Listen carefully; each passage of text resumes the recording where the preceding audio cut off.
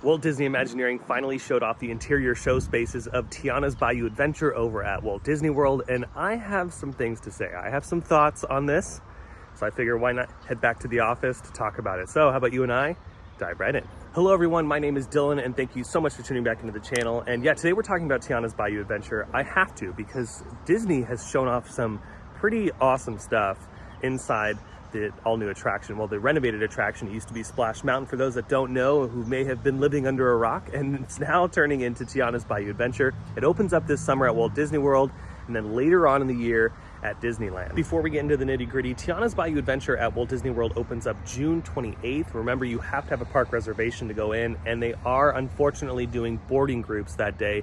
But Disney has said, or at least they've hinted towards not doing boarding groups for the long term. So this might be a short-term thing, and then they'll lift the boarding groups and hopefully not do boarding groups at all at Walt Disney World. And I hate how they still have it at Tron and Guardians of the Galaxy too. Like, the fact that you can only ride the attraction once in a day is so stupid. I hate that. So that's what's gonna suck about Tiana's Bayou Adventure at first, at least the first few weeks, maybe the first couple months. But hopefully, because of the ride's capacity, Splash Mountain had great capacity, so Tiana's Bayou Adventure is gonna have great capacity as well. I don't see them having the boarding groups for 6 months. I think this is like a 2 or 3 month thing. But yeah, we finally got that inside look, the look I've been waiting for, because they've only shown off like a couple photos here and there, and the photos that they did show off started to get me wondering, well, what the heck, like, is there just no detail in this attraction? Like, it started to worry me, and I'm like, dang, did they not spend the proper amount of money to bring this to the next level? Because Splash Mountain was cool, but it's like, if you're going to renovate something into a new light and bring in some new characters, like, I want to see it be elevated like a few steps, And I'm just straight up here on the channel. Like, when I see something that is kind of mediocre, I'm like, you know what? That's not what I expected. And I want the rest of the Disney community to be honest about that kind of stuff too, because I feel like some in the Disney community are starting to lower the bar, and they're just used to anything, and that in turn lowers Disney's bar. And it's like, no, we should be holding this company to a very high standard. They're a multi-billion-dollar entertainment company. They have the money, they have the resources to create spectacular attractions. Some lighting and fog is great, but it's not like walking into the Stormtrooper room at Rise of the Resistance. That is something that is spectacular.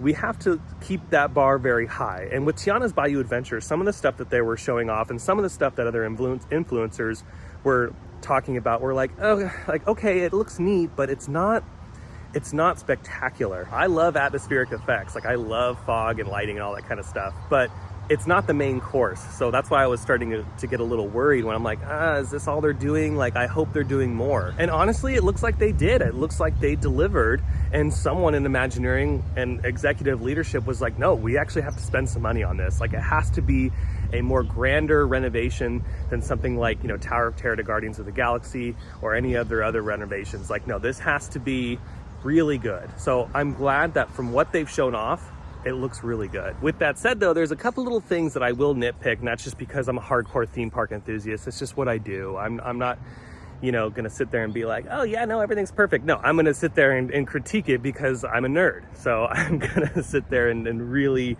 dive deep. But let's start off with like the first couple scenes. In this area, it looks very subtle and changed. To be fair, they don't really need to change too much because the old aesthetic kind of fits the new theme here, but they did make it look more like a shipping facility. In general, the area looks very cleaned up, which I do appreciate. So the colors are a little bit more bright in this area, not by much, but just enough to kind of elevate it ever so slightly. They didn't really change the load and unload gates. Those look to be similar. Some of the rock work in there looks to be the same, but again, just repainted, maybe a brighter color.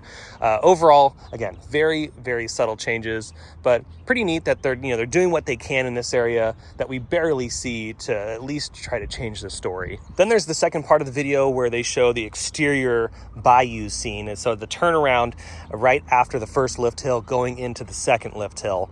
Now this is where I kind of wish there was more flowers. At the end of the day, this is a princess ride, so I wish there was some more color over here. I understand it's supposed to be like a little bit of a dingy bayou, but I wish they would have elevated the color spectrum just ever so slightly. There needs to be some more flowers there, and I know it's not complete, but we're like 99% complete. So I'm not thinking they're going to add any more flowers in this area.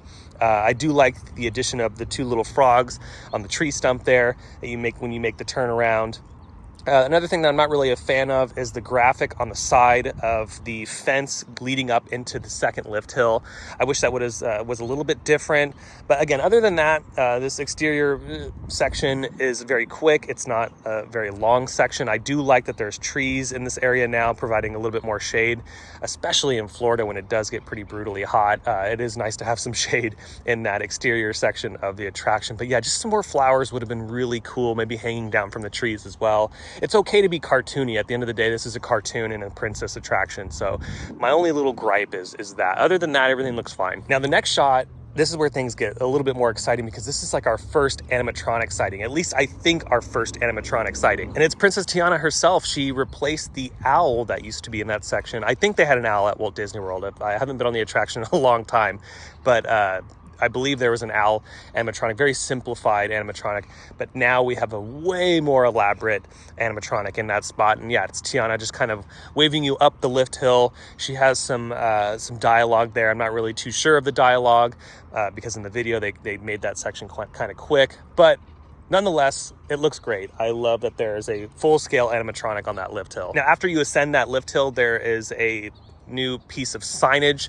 Now that signage is neat, but I wish they would have done it as a carved wood piece.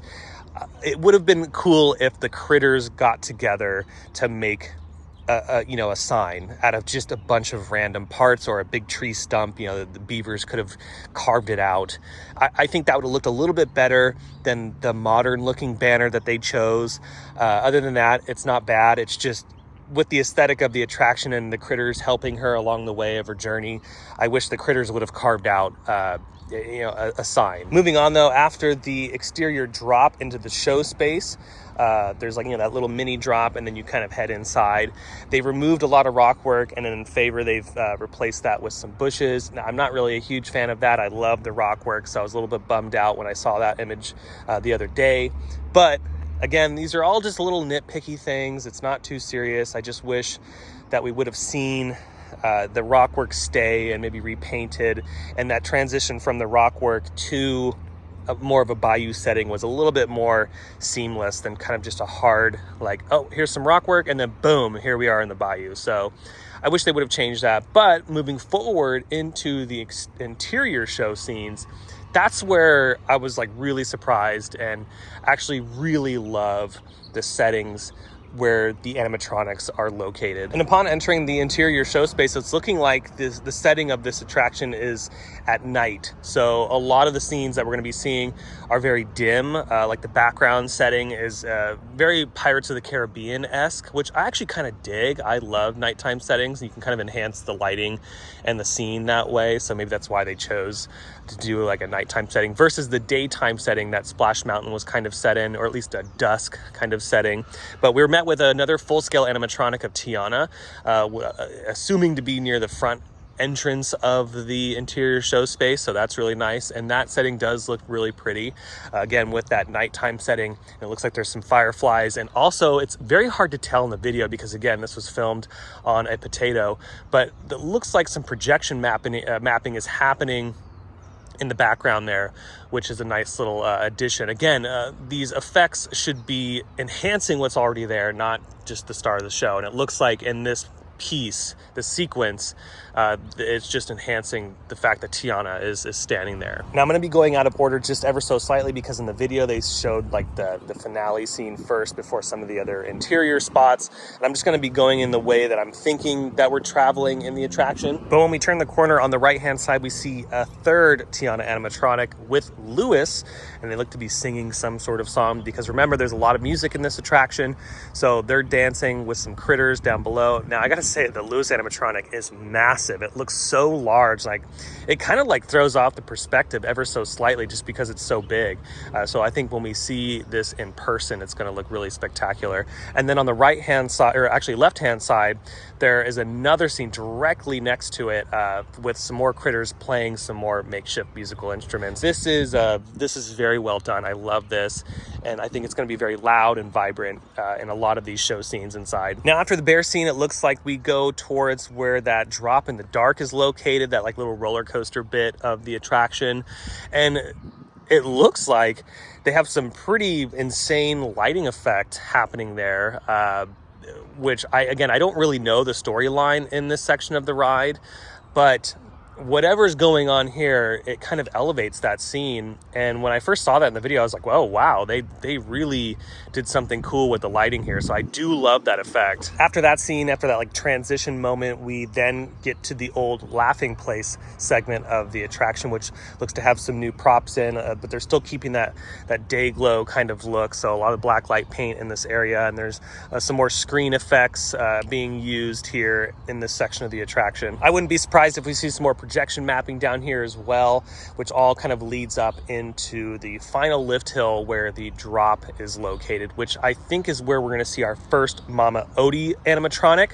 I believe there's multiple in the attraction because they did show off a Mama Odie Mama Odie animatronic in one section, which looks to be the ending of the ride. So after the finale scene, there is what looks to be a little nook with Mama Odie hanging out in. And speaking of the finale, this is what the finale looks like, and I gotta say, it looks actually pretty good. You can also tell this is where all the money was spent. The majority of the budget looks to be in this section, and that's why I was kind of worried, because I was hearing this earlier on in rumors that like, oh, a lot of the animatronics are at the end, which they so happen to be, but I was like, dang, so that means I wonder if they're going to spend that kind of money in the other scenes in the ride. But it looks like the money was well spent everywhere. So the fact that we lead up to this moment and it actually is really cool is awesome to see. So many moving pieces in this section. There's a lot of kineticism happening here, just like the previous finale with all those animatronics. So I'm glad they've kind of kept that same theme